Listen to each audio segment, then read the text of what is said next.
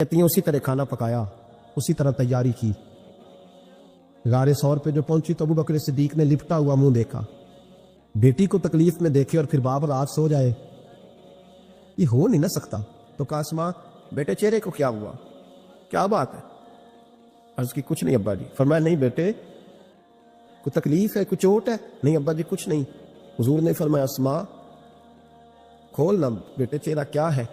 جناب اسماء نے کپڑا ہٹایا تو خون بہنے لگا۔ کیا ہوا؟ عرض کی حضور کچھ نہیں، ابو جال آیا تھا، پوچھتا تھا کیا بتاتی، جھوٹ بولتی تو شریعت میں اجازت نہیں تھی، بتا دیتی تو آپ کو تکلیف ہوتی۔ اس نے نا بڑے چوک میں تھپڑ مارا، میرا کان پھٹ گیا۔ حضور میں نے کچھ بتایا نہیں۔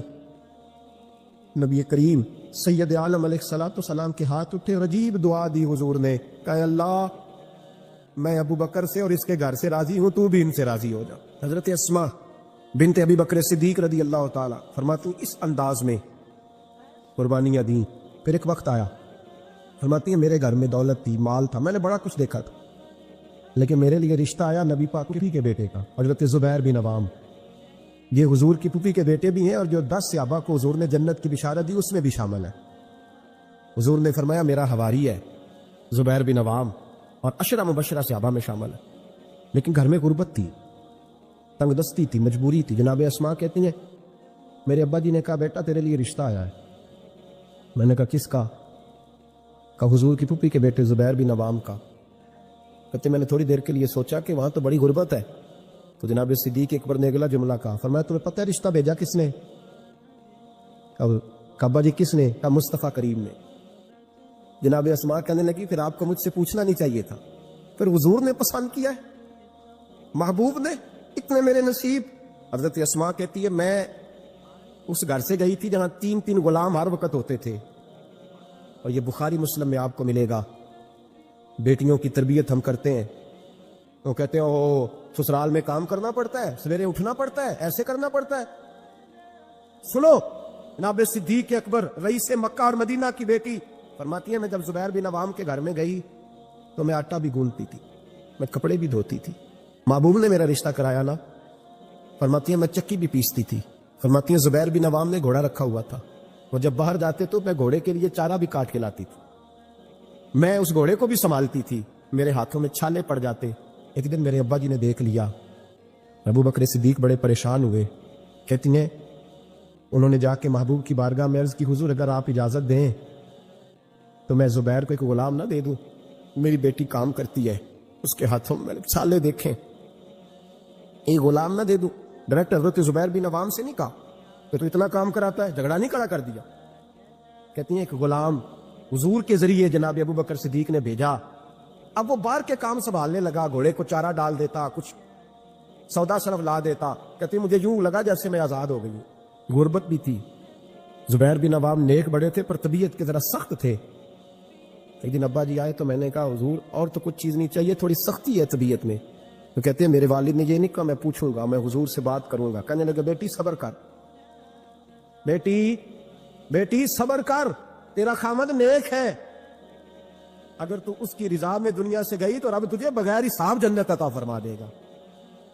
تو خامد کی پرہیزگاری بھی تو دیکھو نا بھائی، صرف دولتوں کی ضرورت ہے، صرف ان چیزوں کی ضرورت ہے، اس کی پرہیزگاری بھی دیکھو۔ اب اسماء کہتے ہیں اس کے بعد میں نے شکوہ نہیں کیا، اس کے بعد دوبارہ شکوہ، سخی بڑی تھی حضرت اسماء۔ حضرت عبداللہ بن زبیر آپ کے بیٹے تھے، کسی نے ان سے پوچھا کہ آپ کی والدہ کا کیا حال تھا، تو فرماتے میں اماں کو مصلے پہ چھوڑ کے گیا، عبادت کر رہی، عبادت گزار بڑی تھی، مصلے پہ چھوڑ کے گیا۔ فرماتے میں ظہر کے وقت گیا اور عصر کی نماز کے بعد آیا تو میری اماں ابھی بھی مصلے پہ بیٹھی اور رب سے معافی مانگ رہی تھی۔ کہتے بڑی سخی تھی، اور میری خالہ سیدہ عائشہ بھی بڑی سخی تھی۔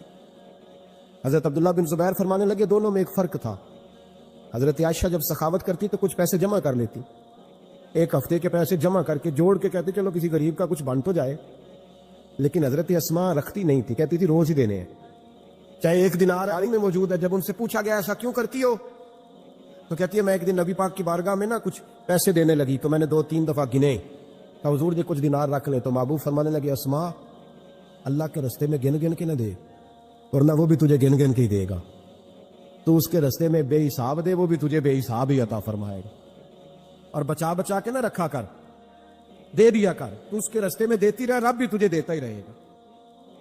ہم چونکہ گن گن کے دیتے ہیں نا، اس لیے ہم اس فلسفے کو سمجھتے نہیں. گن گن کے دے گے تو گن گن کے ملے گا، بے حساب دو گے تو اللہ بھی بے حساب ہی دے گا. حضرت اسماء کی سخاوت، پرہیزگاری، فرماتی ہیں کہ میں جب مدینہ منورہ ہجرت کر کے سب لوگ چلے گئے تو مسلمانوں کے گھر میں نا بیٹیاں ہی پیدا ہوتی تھی. تو یہودی عورتوں نے شور کر دیا کہ ہم نے جادو کر دیا، ان کے یہاں بیٹا نہیں ہو سکتا. تو جناب اسماء بنت ابی بکر صدیق رضی اللہ تعالیٰ عنہ فرماتی ہیں سب سے پہلا بیٹا مدینے میں اللہ نے مجھے عطا فرمایا. کہتی ہیں میں نے کہا جاؤ اس کے نانا کو خبر کرو. نانے دادے پیار زیادہ کرتے ہیں، نانیاں دادیاں پیار زیادہ کرتے. تو کہتی ہیں کہ میں نے نا کہا جاؤ نانا کو خبر کرو. تو کہتے جناب صدیق اکبر دوڑے آئے تو پہلے دن کا بچہ ہی اٹھا کے لے گئے. ابا جی بات تو سنے، عمر خیر جا سن لیتے. کہتے لپیٹا میرے عبداللہ کو لے گئے اور سارے مدینے کی گلیوں میں شور کر، او یہودیوں نکلو باہر دیکھو، تم کہتے تھے جادو کر دیا ہے، اللہ نے ہمیں بیٹا عطا فرما دیا ہے، دیکھو اللہ نے بیٹا دیا. کہتی ہے پھر سارا مدینہ گھما کے نا تو مصطفیٰ کے پاس لے گئے. کہ یا رسول اللہ دیکھے اللہ نے نواسا دیا ہے. کہتی ہیں میرے بیٹے ابھی میں نے دودھ بھی نہیں پلایا تھا، میں نے کہا لے گئے ابا جی اور واپس بھی نہیں لائے. کہتے ہیں حضور کے پاس جب لے کے پہنچے تو نبی پاک نے ایک کھجور منہ میں رکھی، اسے دانتوں کے ساتھ اس طرح چبایا کہ ذرے ذرے میں حضور کا لواب دہن شامل ہو گیا. وہ کھجور حضور کے لواب دہن میں گویا گوند دی گئی. فرماتی ہیں اس کو نکال کے تو محبوب نے میرے بیٹے کو گٹی عطا فرمائی، عبداللہ نام رکھا. حضرت اسماء کہتی ہے جب واپس آئے میں نے کہا ابا جی میں نے تو ابھی اسے دودھ بھی نہیں پلایا تھا. تو کہنے لگے مبارک ہو، اس کے سینے میں جو سب سے پہلی غذا گئی ہے وہ میرے نبی کا لواب دہن گیا ہے. حضرت عبداللہ بن زبیر جوان ہوئے، ابھی 7-8 سال عمر کی تھی کہ تو ان کے والد حضرت زبیر بن عوام حضور کے پاس لے گئے. کہنے لگے یا رسول اللہ اسے بیعت بھی کر لیں. محبوب کا بیعت بھی کرا دیا. مسلمان تو پہلے ہی تھے، مسلمانوں کے گھر میں یہ وہی بیعت ہے جو ہم اپنے مشائخ کے ہاتھوں پہ کرتے. اس کی اتنی اہمیت ہے کہ حضرت زبیر بن عوام نے 6-7 سال کا بچہ بھی محروم نہیں رہنے دیا. حالانکہ کلمہ تو وہ شروع سے پڑھتے تھے. یہ بیعت اگر کلمے کی ہوتی تو وہ تو پہلے پڑھ رہے. یہ وہی بیعت ہے جو ہم اپنے بزرگوں کے ہاتھوں پہ کرتے ہیں کہ کوئی بندہ بغیر مرشد کے اور بغیر پیر کے رہ نہ جائے. حضرت زبیر بن عوام نے بیعت بھی کرا دیا. فرماتی ہیں اب یہی بچے جوان ہوئے. حضرت زبیر بن عوام تو جلدی وصال کر گئے. حضرت عبداللہ بن زبیر فرماتے ہیں میری اماں کی عمر 100 سال کے قریب ہوئی، نابینا ہو گئی تھی دونوں آنکھوں سے. میں کپڑے لا کے دیتا تھا تو حضرت اسماء کا طریقہ یہ تھا کپڑے کو ہاتھ لگا کے دیکھتی. 100 سال کی بوڑھی اماں ہاتھ لگاتی، کہتے بیٹے باریک ہے. محبوب نے بیویوں کو چھپ کے رہنے کا حکم دیا ہے، ان کو نہ تھوڑا موٹا کر کے لا. کہتے اماں جی آپ نے ہاتھ سے دیکھا ہے، صحیح ہے آپ پہن لے. کہتے میری اماں رو پڑتی. کہتے بیٹا بی بی کا زیور اس کا پردہ ہوتا ہے، تو مہربانی کر مجھے موٹا کپڑا لا کے دے تاکہ میں اپنے آپ کو چھپا کے رکھوں. میں نے چھپ کے زندگی گزاری ہے، میں چھپ کے اللہ کی بارگاہ میں جانا چاہتا ہوں، مجھے پردے دار رہنے. امام حسین رضی اللہ تعالیٰ عنہ کی شہادت کے بعد ان کا جھنڈا حضرت عبداللہ بن زبیر نے اٹھایا، انہی کا جھنڈا. یزید جب مر گیا تو مکے مدینے اور حجاز کے جو سارے علاقے تھے ان لوگوں نے حضرت عبداللہ بن زبیر کے ہاتھ پہ بیعت کی تھی، جو حضرت اسماء کے بیٹے تھے، جناب صدیق اکبر کے نواسے. وہ خلیفہ بن گئے، امیر بن گئے مسلمان. دوسری سائڈ پہ شام والی سائڈ پہ عبد الملک بن مروان بنا. اس نے یہ جو تعمیر کعبہ ہوئی ہے نا دوبارہ سے، جن بنیادوں پہ اب کعبہ ہے، انہی بنیادوں پہ حضرت عبداللہ بن زبیر نے بیت اللہ کو بھی دوبارہ تعمیر کروایا تھا. کیونکہ یزید کی فوجوں نے جب حملہ کیا تو بیت اللہ کے کچھ حصے شہید ہو گئے، تو جناب عبداللہ بن زبیر نے اسے بھی دوبارہ بنوایا. عبد الملک بن مروان نے حجاج بن یوسف کو ان کے مقابلے میں بھیجا. لڑائی ہونے لگی، 5.5 مہینے جنگ ہوتی رہی. حضرت عبداللہ بن زبیر کی فوجیں کچھ تو شہید ہو گئے، لوگ کچھ بکھر گئے، آپ اکیلے رہ گئے. کہتے میری 100 سال کی بوڑھی اماں، میں اماں سے مشورہ کرنے آیا، حضرت اسماء سے. بچے اس لیے بزدل ہوتے ہیں کہ باپ انہیں دلیری سکھاتا ہی نہیں. کہتے 100 سال کی بوڑھی اور نابینا اماں، کیوں نہیں بچے جہاد کے لیے تیار ہو رہے ہیں؟ مائیں کہتی ہیں شاید گھر میں رہیں گے تو موت نہیں آئے گی، شاید ہی اندر رہیں گے تو بچ جائیں گے. فرماتی 100 سال کی بوڑھی اماں سے جا کے کہا اماں اب تو میں تقریباً اکیلا رہ گیا ہوں، کیا کروں؟ تو کہتے میری ماں کہنے لگی حضرت اسماء بیٹے پہلے تو یہ بتا کہ تو حق پہ ہے کہ نہیں. یہ میں نے کہا اماں ہوں تو میں حق پہ. تو کہنے لگی جا پھر میدان میں کھڑا ہو جا اور جا کے لڑ، جب تک رب کو منظور ہوگا تجھے زندگی دے گا. اور بیٹا یاد رکھ، جس سے شہادت ملتی ہے اسے بھی اللہ کی مدد کے ساتھ ہی ملتی ہے، شہادت بھی اللہ کی مدد سے ملتی ہے۔ میدان میں جا تو کہتے میں نے اپنی اماں سے کہا اماں یہ جو حجاج ہے بڑا ظالم ہے، سنا ہے جب کسی کو قتل کرتا ہے تو لاش کے ٹکڑے ٹکڑے کر دیتا ہے، وجود سارا کاٹ ڈالتا ہے۔ تو کہتے میری اماں میرے کندھے پہ تھپکی دے کے کہنے لگی بیٹے بکرے کو صرف ذبح ہوتے وقت تکلیف ہوتی ہے، جب اس کھال اتاری جائے تو کوئی تکلیف نہیں ہوتی، جب اس کا گوشت بنایا جائے تو کوئی، تو بیٹے گھبرانا نہ، رہنا میدان کے اندر، دیکھنا میں تجھے بھاگتا ہوا نہ سنوں، جا میرا بیٹا اللہ تیری مدد کرے گا۔ حضرت عبداللہ بن زبیر کہتے ہیں میری ماں کی گفتگو نے میرے وجود کو فولاد کر دیا، فرماتے ہیں جذبہ جہاد میری اماں نے میرے سینے میں بھر دیا۔ جب میں نکلا میدان میں تو حضرت اسماء پھر پکارنے لگی، کہنے لگی عبداللہ یہ یاد رکھنا کہ تم اس کے بیٹے ہو جس کو میرے نبی نے اپنا حواری کہا تھا، اور نبی پاک نے تیرے باپ کو دنیا میں جنت کی بشارت دی تھی، اور یاد رکھنا کہ تیری دادی مصطفیٰ کی سگی پھپھی تھی، اور یہ بھی یاد رکھنا کہ تیرے نانا وہ ہے جنہیں دنیا صدیق اکبر کہتی ہے، اور یہ بھی ذہن میں رکھنا کہ تیری خالہ وہ ہے جو ام المومنین سیدہ عائشہ ہے۔ بیٹا جب میدان میں لڑنا تو اپنے خاندانی وقار کا ضرور خیال رکھنا، یاد رکھنا تم کون ہو، کس کے بیٹے ہو، کس کے بانجے، کس کے بھتیجے، کس کے نواسے، پھر خیال رکھنا۔ حضرت عبداللہ بن زبیر لڑے اور جب شہید ہو گئے تو حجاج بن یوسف نے ان کی لاش کو چوک میں لٹکا دیا، مکے کے چوک میں جہاں جنت المالا ہے، اس چوک میں ان کی لاش لٹکی، 14واں دن ہو گیا لاش کو لٹکے ہوئے۔ تو عبداللہ بن عمر گزرے، فرمانے لگے یہ دیکھو شاہ سوار لٹکا ہوا ہے، اور دیکھو 14 دن بیت گئے، اس کے وجود سے جب بھی کوئی سونگتا ہے اسے میٹھی خوشبو ہی آتی ہے۔ اور عبداللہ بن عمر فرمانے لگے خوشبو کیوں نہ آئے، اس کے وجود میں جو پہلی غذا گئی تھی وہ مصطفیٰ کا لعاب دہن داخل ہوا تھا۔ 14 دن گزر گئے، حجاج نے پیغام بھیجا حضرت اسماء کو میری بات سنو۔ آپ فرمانے لگی میں تو کسی کے پاس نہیں جاتی، اور میں سرداروں کو کیا سمجھتی ہوں، جا دوڑ جا۔ کہنے لگا میں زبردستی بلوا لوں گا، فرمایا طاقت ہے تو بلوا کے دیکھ، میں ابو بکر کی بیٹی ہوں۔ حجاج خود ملنے آیا اور آ کے کہنے لگا میرے بارے میں آپ کا کیا خیال ہے؟ تو حضرت اسماء کہنے لگی خیال کیا ہونا ہے، نبی پاک نے فرمایا کہ میری امت میں ایک کذاب آئے گا، ایک قاتل آئے گا۔ کذاب مختار سقفی تھا اور قاتل تو ہے۔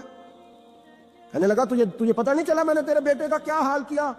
تو حجاج کہتے ہیں ایسا جملہ کہا حضرت اسماء نے کہ میری سوچ ہی بدل دی، میں نے کہا دیکھا میں نے تیرے بیٹے کا کیا حال کیا؟ تو حضرت اسماء کہنے لگی تو نے تو صرف اس کی دنیا خراب کی ہے، اس نے تو تیری آخرت خراب کر دی ہے۔ تجھے سمجھ نہیں آئی، تو نے دنیا خراب کی، اس نے تو تیری آخرت خراب کر دی، ابھی تو سمجھا نہیں؟ تو کہنے لگا اماں تو بوڑھی ہے، تجھے شاید پتہ نہیں کہ تیرے بیٹے کی لاش لٹکی ہوئی ہے۔ تو کہتے ہیں حجاج کہتے ہیں حضرت اسماء کہنے لگی شکر ہے اللہ کا، شکر ہے اللہ کا، میرے بیٹا لٹک تو گیا ہے پر کسی ظالم کے آگے جھکا تو نہیں نا، شکر ہے اللہ کا۔ کہنے لگی شاہ سوار لٹکے ہی ہوتے ہیں، جو شاہ سوار ہوتے ہیں وہ سواریوں پہ ہی ہوتے ہیں، حجاج جا۔ حجاج بن یوسف کہتا جب میں باہر نکلا تو بڑی بڑی تلواریں میرا سر نہیں جھکا سکی تھی، پر حضرت اسماء کے جملوں نے میری گردن جھکا دی۔ لوگ مجھ سے پوچھتے تھے فاتح کون ہے؟ آپ کے عبداللہ۔ تو حجاج کہتا نہ میں اور دوسروں کو تو ماننے کو تیار ہی نہیں تھا نا، کہتا ہے فاتح دیکھنا ہے تو وہ ابو بکر کی بیٹی اندر بیٹھی ہے، وہ سب سے زیادہ فاتح، وہ فاتح ہے، اس کا حوصلہ جوان ہے، جس کے سینے میں ایمان کی قوت تگڑی ہے، جو آج بھی ان اصولوں پہ قائم ہے جو مصطفیٰ نے دیے تھے۔ حضرت اسماء اپنے بیٹے کے شہادت کے 3-4 دن کے بعد ہی وصال کر گئی۔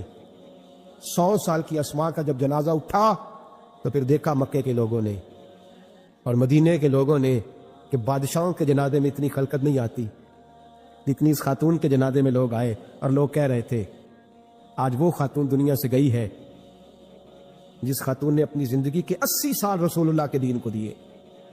بھائی یہ بات آج اس لیے ان کا ذکر، کیونکہ ان کا وصال بھی جمادی ثانی میں ہوا، اس لیے چھیڑا ہے۔ اپنے گھروں کے اندر ہم نے تربیت کا، بیٹیوں کی تربیت کا وہ والا ماحول بنانا ہے جو حضرت اسماء بنت ابی بکر کا تھا۔ ہماری بچیاں کہتی ہیں دکھ ہی بڑے تھے، غربت ہی بڑی تھی، ساری زندگی ٹینشن کی نظر ہی ہو گئی، ہم کیسے جمع ہوتے؟ وہ تو امیر گھر سے غریب گھر میں آئی تھی، غربتوں کی ٹینشن نے کبھی انہیں پریشان نہیں کیا بلکہ ان کے ایمان کو جلا بخشی، توانا رہیں۔ جب مائیں حضرت اسماء جیسی ہوتی ہیں تو بیٹے حضرت عبداللہ بن زبیر جیسے پیدا ہوتے، اتنے تگڑے اور دلیر بیٹے پھر دنیا کو ملتے۔ اپنی بچیوں کی تربیت کریں، سارا دکھ روٹی کا ہی ہے، دولت کا ہی ہے، جائیداد کا ہی ہے، کھانے پینے کا ہی ہے، اور بھی غم ہے زمانے میں محبت کے سوا، کچھ اور بھی توجہ کریں بھائی، یہ تو ایک جوز ہے، تو ایک جوز ہے صرف زندگی کا، باقی ساری زندگی تو آگے پڑی ہوئی، ان کی تربیت کریں، اصل نہج پر انہیں سمجھائیں۔ حضرت اسماء نے روشن کردار ادا کیا، تقوی، پرہیزگاری، عبادت، سخاوت، رسول اللہ کی نوکری، نبی پاک کی کامل محبت، اپنے بچوں کی تربیت، حضور کی ہر بات کے ساتھ وفا ان کا ترہ امتیاز رہا۔ وہ ہمیں سبق دے کے گئیں